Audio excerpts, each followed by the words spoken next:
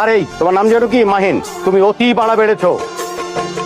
আমাদের এই ইউনিভার্সিটির একটা সুনাম ছিল, আজকে তোমাদের এই কয়েকজন ছেলের জন্য ইউনিভার্সিটিটা বদনাম হয়ে যাচ্ছে। কি ব্যাপার? এই ছেলেটাকে আমি বকলাম, ছেলেটা আমল দিল না, চলে গেল। এই মেয়েটাকে। কেমন আছো তুমি? ভালো। আমি ভালো নেই, গতকাল থেকে অনেক জ্বর। কাউকে যদি কিছু বলতে চাই আর বলতে না পারি তখন খুব জ্বর আসে।